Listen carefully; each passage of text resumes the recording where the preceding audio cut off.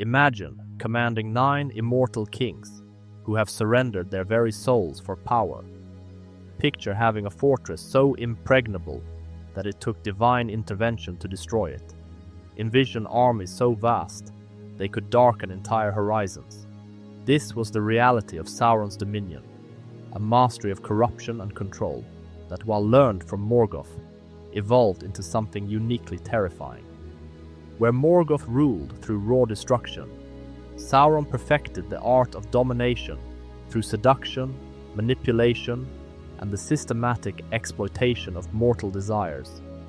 His servants weren't just weapons of war. They were psychological instruments designed to break the will of entire civilizations before the first sword was drawn. By the end of this video, you'll understand how a single Maia's understanding of mortal weakness allowed him to nearly succeed where his master had failed. These weren't just dark creatures following orders. They were extensions of a brilliant, patient mind that turned virtue itself into a weapon against the virtuous. Unlike Morgoth, who commanded through fear and overwhelming force, Sauron developed a more sophisticated approach to evil. His time as Morgoth's lieutenant had taught him that brute force, while effective, was ultimately unsustainable. The Valar would always intervene when destruction became too absolute. The key was to make destruction seem like salvation. Sauron's genius lay in understanding that the greatest servants weren't created through corruption of existing beings, but through the willing surrender of free will. He learned to identify what each potential servant desired most: power, immortality, knowledge, love, and then provide a path to achieve it that ultimately led to servitude. Where Morgoth had to break his servants to make them useful, Sauron discovered how to make them break themselves. The Nazgul weren't tortured into submission. They walked willingly into spiritual slavery, believing they were gaining everything they ever wanted. This willing surrender made them far more effective than any coerced servant could be. This approach required an intimate understanding of mortal psychology that Morgoth, in his arrogance, had never bothered to develop. Sauron studied the patterns of desire, the mechanisms of rationalization, and the ways in which noble intentions could be slowly redirected toward ignoble ends. Sauron's servants operated less like an army and more like a network of influence. Each servant served multiple purposes: military, psychological, and administrative. The Nazgul were simultaneously generals, terror weapons, and governors. The Mouth of Sauron was diplomat, propagandist, and executioner. This efficiency of purpose made his organization far more flexible than traditional military hierarchies. The interconnected nature of this network meant that losing any single servant weakened the entire system, but also that each servant's effectiveness was multiplied by their connection to the others. A Nazgul wasn't just powerful because of his individual abilities, but because he could call upon the resources and knowledge of the entire network. The 9 were originally great kings of men, rulers who had achieved everything mortal ambition could desire. Yet Sauron understood that achievement only increases appetite. The more power one has, the more one fears losing it, and the more one desires to transcend the limitations that threaten that power. The Rings of Power offered what seemed like the perfect solution: eternal life and unlimited dominion. Each of the 9 received their ring during the height of their mortal power, when they were most confident in their ability to control any situation. This timing wasn't accidental. Sauron knew that pride in one's own strength would make the gradual loss of free will seem impossible until it was too late to resist.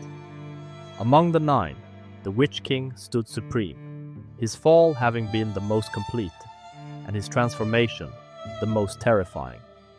As the Lord of the Nazgul, he retained enough of his original tactical brilliance to serve as Sauron's primary military commander, while his supernatural nature made him a weapon of psychological warfare, unmatched in Middle-earth.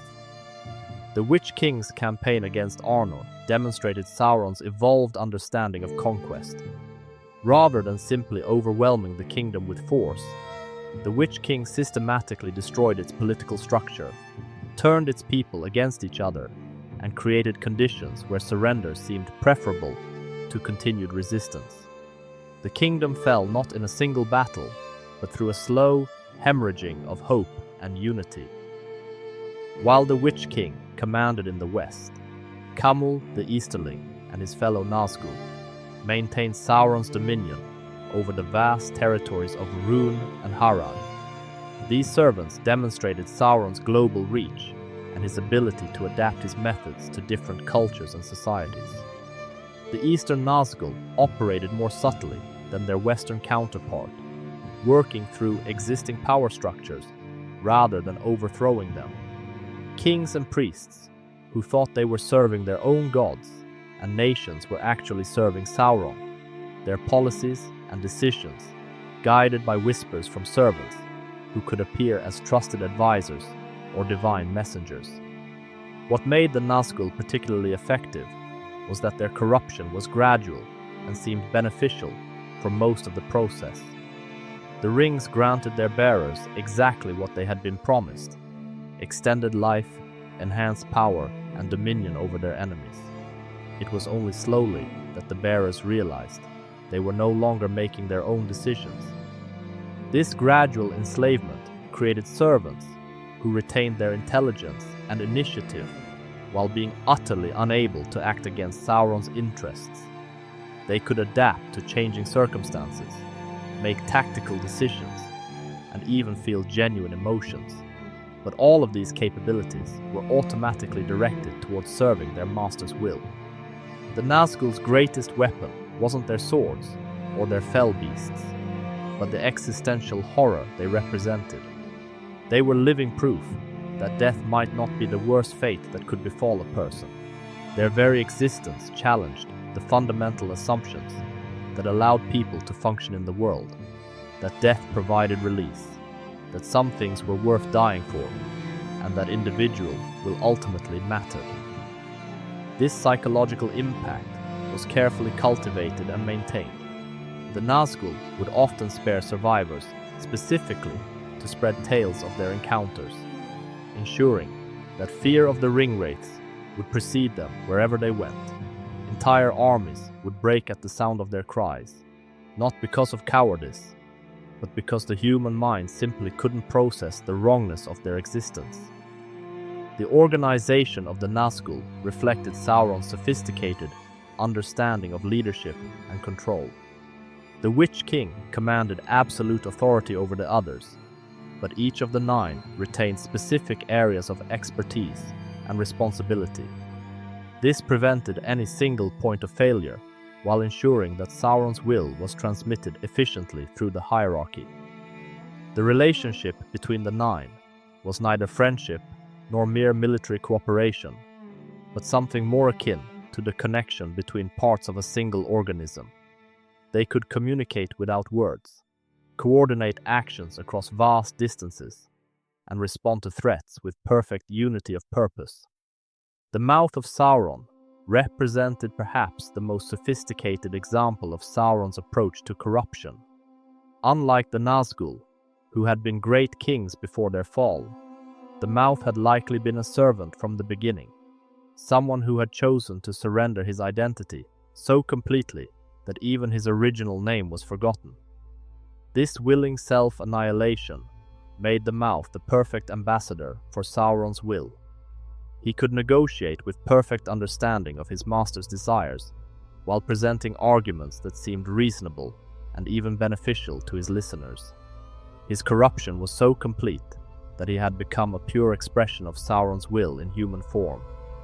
Where traditional diplomats seek mutually beneficial solutions, the Mouth specialized in creating agreements that seemed fair, but ultimately served only his master's interests.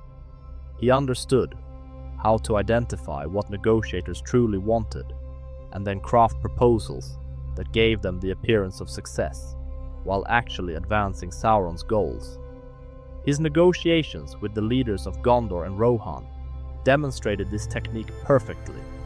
He offered terms that seemed reasonable: withdrawal from certain territories, payment of tribute, recognition of Sauron's dominion over distant lands, while carefully omitting the implications of these concessions. Each small surrender would have led inevitably to complete subjugation. Beyond his diplomatic functions, the Mouth served as Sauron's primary interrogator and psychological warfare specialist. His ability to find and exploit emotional vulnerabilities made him devastatingly effective at breaking prisoners and demoralizing enemies. The Mouth's treatment of captured enemies wasn't random cruelty, but carefully calculated psychological assault. He would identify what each prisoner valued most: family, honor, belief in their cause, and then systematically destroy their faith in these values. His goal wasn't just to extract information, but to create broken individuals who would serve as examples to others. When the Mouth spoke, he did so with the complete authority of Sauron himself. This wasn't merely a bureaucratic arrangement, but a mystical reality. The Mouth had surrendered his individual will so completely that there was no meaningful distinction between his words and his master's desires. This absolute authority made the Mouth's pronouncements terrifyingly effective. When he declared that resistance was futile, that mercy was impossible, or that surrender was the only rational choice, he spoke with the conviction of someone who genuinely believed these things, because he was incapable of believing anything else. While Morgoth had created orcs as mere foot soldiers, Sauron transformed them into the components of a sophisticated military-industrial complex. His orcs weren't just fighters, but specialized workers: engineers, craftsmen, administrators, and technicians who could support large-scale warfare across multiple theaters simultaneously. The organization of Sauron's orc armies reflected his understanding of industrial efficiency. Different breeds were optimized for different functions: the larger Uruk-hai for heavy combat, smaller breeds for tunneling and infiltration, and specialized variants for archery, siege warfare, and logistics support. Sauron's greatest contribution to orc development was the creation of the Uruk-hai, a breed that combined the traditional orc's ferocity with enhanced size, intelligence, and resistance to sunlight. These creatures represented a significant advancement over Morgoth's original designs, demonstrating Sauron's talent for improving upon his master's work. The Uruk-hai weren't just physically superior, but possessed a different psychological profile than traditional orcs. While maintaining their aggressive nature, they were capable of more sophisticated tactical thinking and could operate independently for extended periods.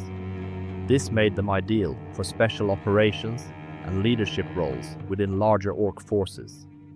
The partnership between Sauron and Saruman produced perhaps the most effective orc forces ever created.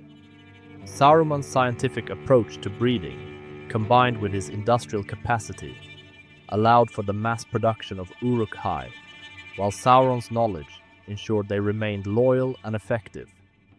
The Uruk-hai of Isengard demonstrated how orc forces could be integrated with conventional military technology.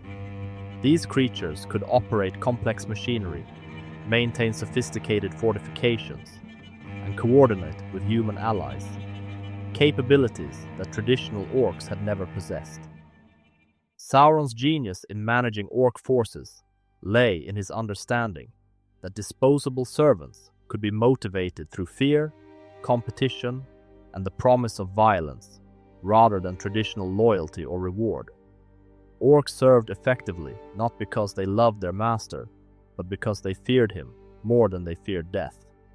This psychological dynamic created a self-reinforcing system where orc brutality served Sauron's interests, even when not directly commanded. Their natural aggression could be channeled toward enemies, Their internal conflicts could be used to maintain discipline, and their fear of punishment ensured obedience even when unsupervised. Perhaps most importantly, Sauron's orc armies demonstrated his understanding of military logistics on an unprecedented scale. Feeding, arming, and coordinating hundreds of thousands of soldiers across multiple theaters of war required organizational capabilities that surpassed those of most legitimate governments. The efficiency with which orc forces could be deployed, supplied, and reinforced revealed the industrial nature of Sauron's approach to warfare. This wasn't random destruction, but carefully planned and executed military strategy, supported by sophisticated supply chains and communication networks. Where Morgoth had relied primarily on dragons for aerial dominance, Sauron developed a more practical approach through his fell beasts. These creatures were smaller and less individually powerful than dragons, but far more numerous and easier to control, allowing for sustained aerial operations rather than single devastating attacks. The fell beasts represented Sauron's understanding that consistent presence was often more valuable than overwhelming individual capability. A single dragon might win a battle, but a fleet of fell beasts could maintain surveillance, deliver messages, and provide ongoing tactical support across an entire campaign.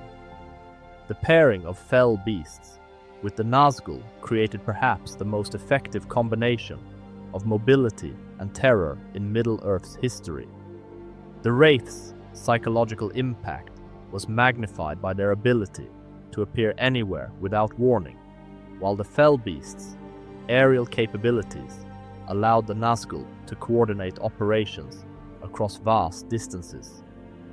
This combination demonstrated Sauron's talent for multiplying the effectiveness of his servants through intelligent pairing. The fell beasts weren't just transportation, but integral parts of the Nazgul's tactical capabilities, allowing them to function as rapid response commanders for Sauron's entire military apparatus. The fell beasts served crucial intelligence-gathering functions that were often more valuable than their combat capabilities. Their ability to observe enemy movements from great heights and distances gave Sauron unprecedented awareness of his enemies' activities and intentions. This intelligence advantage was perhaps the most significant factor in Sauron's military success. His armies rarely walked into ambushes. His enemies found it nearly impossible to achieve strategic surprise, and his responses to threats were always perfectly timed, because he knew what was coming long before it arrived. The psychological impact of the fell beasts was carefully designed and maintained. Their unnatural appearance, their disturbing cries, and their association with the Nazgul made them symbols of inescapable doom. The sight of fell beasts in the sky could break the morale of entire armies before battle was even joined. This terror weapon was used strategically rather than randomly. Fell beasts would often appear over enemy territory days or weeks before actual attacks, creating a sense of impending doom that would sap the defender's will to resist and encourage surrender or retreat. Unlike his master Morgoth, who relied primarily on corruption and coercion, Sauron proved masterful at creating genuine alliances with human kingdoms. The kings of Harad weren't slaves or mind-controlled puppets, but willing partners who saw cooperation with Sauron as advancing their own national interests. These alliances were built on mutual benefit rather than domination. Sauron provided military support, advanced technology, and favorable trade arrangements, while the Southrons provided armies, resources, and strategic bases. The relationship was sufficiently beneficial to both parties that it persisted for centuries. The various peoples of Rhûn presented Sauron with different challenges and opportunities than the more unified kingdoms of Harad. Here, he demonstrated his ability to work with loose confederations and tribal structures, adapting his approach to different political realities. Rather than trying to impose a single system on the diverse Easterling peoples, Sauron worked through existing power structures, gradually aligning their interests with his own. Chiefs and war leaders who thought they were serving their own gods and traditions were actually advancing Sauron's strategic goals. The maritime alliance with Umbar demonstrated Sauron's understanding of naval power and global strategy. The Corsairs provided him with capabilities that his land-based forces couldn't match. The ability to threaten enemy coastlines, disrupt maritime trade, and project power across the seas. This naval partnership was particularly sophisticated because it operated through multiple layers of deniability. The Corsairs could raid Gondorian shipping, while Sauron maintained plausible diplomatic relationships with other maritime powers. This allowed him to wage economic warfare while avoiding direct military confrontation. The alliance with Khand revealed Sauron's ability to work with peoples whose cultures were radically different from his own power base in Mordor. The Variags brought unique military capabilities, particularly their expertise with wagon forts and mobile warfare, that complemented Sauron's more traditional forces.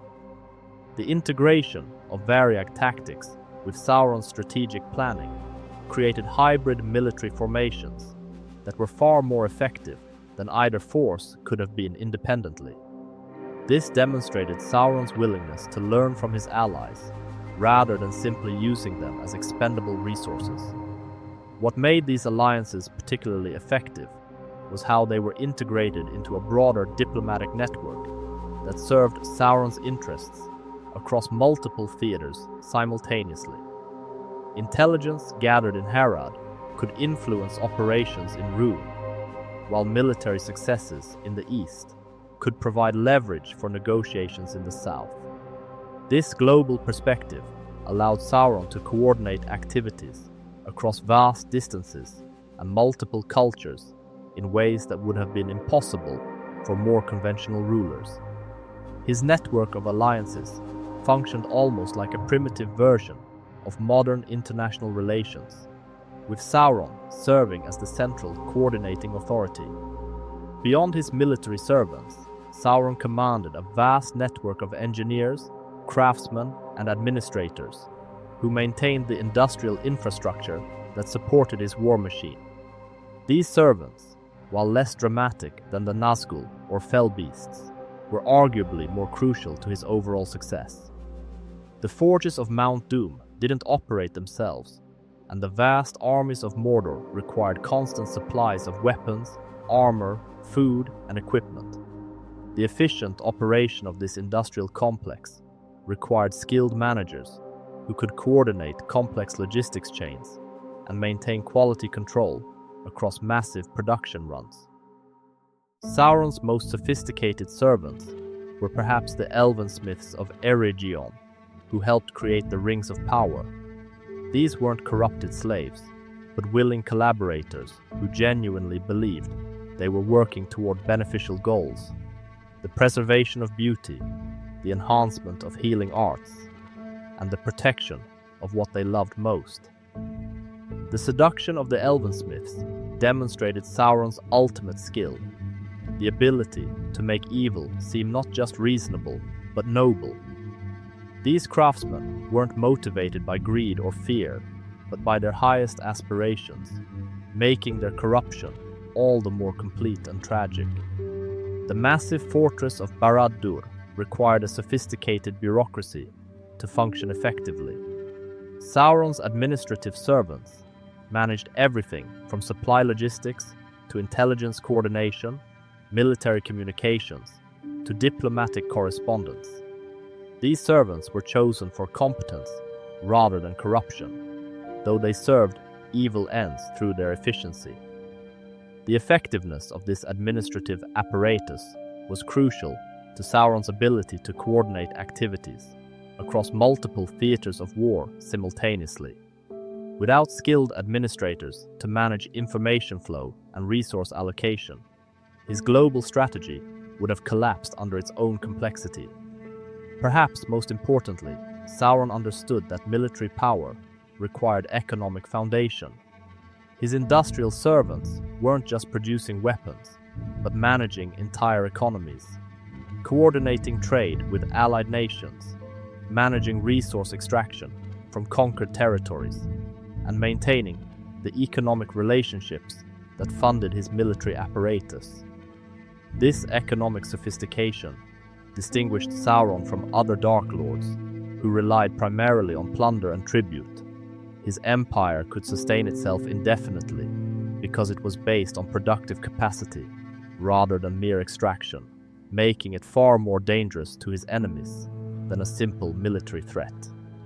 What made Sauron's servants truly dangerous wasn't their individual capabilities, but how they functioned as an integrated system. The Nazgul provided strategic command and psychological warfare. The fell beasts ensured rapid communication and tactical flexibility. Allied human forces provided conventional military capability, and industrial servants maintained the logistical foundation for the entire enterprise. This integration required careful planning and sophisticated coordination mechanisms. Orders from Barad-dûr had to be transmitted across thousands of miles, adapted to local conditions, and implemented by servants with vastly different capabilities and motivations. The fact that this system functioned at all was a testament to Sauron's organizational genius. The coordination of intelligence activities across Sauron's network of servants created an information advantage that was perhaps more valuable than any individual military capability. The Nazgul could gather strategic intelligence, human allies could provide local knowledge, and industrial servants could assess enemy economic capabilities. This comprehensive intelligence picture allowed Sauron to make strategic decisions based on far more complete information than his enemies possessed. He knew not just what his opponents were doing, but what they were capable of doing, what they were planning to do, and what resources they had available to accomplish their goals. Perhaps most impressively, Sauron's servant network could coordinate the timing of operations across multiple theaters to achieve maximum strategic impact. Attacks in different regions could be synchronized to prevent enemies from supporting each other. Diplomatic initiatives could be timed to coincide with military operations, and economic pressure could be applied precisely when opponents were most vulnerable. This level of coordination required not just efficient communication, but a sophisticated understanding of how different types of pressure could reinforce each other. Military threats became more effective when combined with economic pressure. Diplomatic isolation became more damaging when enemies were already struggling with internal conflicts. The distributed nature of Sauron's command structure allowed for remarkable adaptability when circumstances changed unexpectedly. Local commanders could respond to immediate threats, while the overall strategic direction remained consistent. This prevented the kind of catastrophic failures that could result from overly centralized command structures. This flexibility was particularly important given the vast geographic scope of Sauron's operations and the diversity of his enemies. Tactics that worked against Gondorian knights would be useless against Rohirrim cavalry, and strategies effective in temperate climates needed modification for desert or mountain warfare. Ironically, the sophistication of Sauron's servant network contained the seeds of its own destruction. The One Ring that gave him ultimate control over his servants also created a single point of failure that his enemies could potentially exploit. By concentrating so much power in one artifact, Sauron made himself vulnerable in ways that a more distributed system might have avoided. The destruction of the ring didn't just remove Sauron's power, but shattered the entire network of relationships and control mechanisms that held his empire together. Servants who had been perfectly coordinated became confused and directionless. Allies who had served willingly found their motivations suddenly unclear, and the entire system collapsed almost instantaneously. The ultimate irony of Sauron's defeat was that his sophisticated understanding of power and motivation blinded him to the one force he couldn't comprehend: the willingness of small, powerless individuals to sacrifice everything for principles rather than personal gain. His entire system was built on the assumption that everyone could be motivated by desire for power, knowledge, or survival. Frodo and Sam's mission succeeded precisely because they weren't seeking power or glory, but were willing to accept apparent defeat in service of something greater than themselves.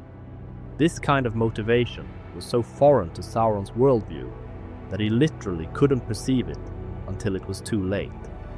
The destruction of the ring caused a cascade failure throughout Sauron's entire network of servants. The Nazgul were destroyed instantly.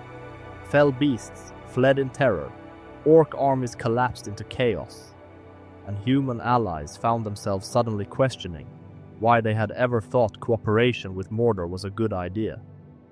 This comprehensive collapse demonstrated both the strength and weakness of Sauron's approach. By creating such an integrated and efficient system, he had achieved unprecedented coordination and effectiveness. But by making that system dependent on a single point of control, he had also made it uniquely vulnerable to catastrophic failure. Unlike Morgoth's defeat, which required direct intervention by the Valar, Sauron's downfall was accomplished by the actions of mortals within the world. This meant that while his empire collapsed, many of his servants and allies survived the immediate aftermath. The challenge for the free peoples would be dealing with these remnants without the unifying threat of Sauron to focus their efforts. The scattered survivors of Sauron's network, orc tribes, human allies, and various monsters, would continue to pose threats for generations to come. However, without the organizing intelligence of their former master, these threats would be local and manageable rather than existential dangers to civilization itself. Sauron's servants represented a sophisticated evolution in the application of evil that went far beyond his master Morgoth's crude approach of domination through terror. By understanding mortal psychology and working with rather than against natural desires, Sauron created a system of corruption that was both more effective and more insidious than anything Middle-earth had seen before. The willingness of powerful individuals to serve Sauron voluntarily, believing they were advancing their own interests, demonstrated a fundamental truth about the nature of evil: that it is most dangerous when it appears reasonable, beneficial, and aligned with our existing desires. The ultimate lesson of Sauron's servant network may be that sophistication and efficiency in evil, while making it more dangerous in the short term, also make it more vulnerable to unexpected challenges. Morgoth's simpler approach of brute force was harder to coordinate, but also harder to completely defeat, while Sauron's elegant system could be brought down by a single, well-placed blow. This suggests that evil's greatest strength, its ability to organize and systematize, may also be its greatest weakness when confronted by forces that operate outside its assumptions about how the world works. The servants of Sauron continue to influence our understanding of evil in fantasy literature and popular culture. The concept of willing corruption, of evil that presents itself as reasonable and beneficial, and of sophisticated organizations dedicated to destructive ends, all trace their origins to Tolkien's portrayal of Sauron's network. More importantly, these characters serve as warnings about the seductive nature of power and the ways in which good intentions can be gradually redirected toward evil ends. They remind us that the most dangerous corruption is often the kind we don't recognize until it's too late. Yet perhaps The most important lesson of Sauron's servants is not about the power of evil, but about the persistence of hope. Despite facing an enemy who understood their psychology perfectly and had organized his entire system around exploiting their weaknesses, the free peoples of Middle-earth found ways to resist and ultimately triumph. Their victory came not through superior organization or greater power, but through their willingness to sacrifice for principles that transcended self-interest. In the end, the hobbits who destroyed the ring succeeded because they represented something Sauron's sophisticated understanding of motivation couldn't account for: the power of simple goodness to endure when everything else has failed. The next time you read about the Nazgul or see them portrayed in film, remember that they represent more than just scary monsters. They are the ultimate expression of the bargain evil offers to each of us: power, immortality, and the satisfaction of our deepest desires, in exchange for the one thing that makes us truly human: our freedom to choose our own path. Thank you for joining me on this exploration of Sauron's most dangerous servants. If you enjoyed this analysis of how evil organizes itself, make sure to subscribe and hit that notification bell. We have many more deep dives into Tolkien's complex understanding of good and evil planned for the future. Until next time, remember that the smallest person can make the biggest difference if they have the courage to try.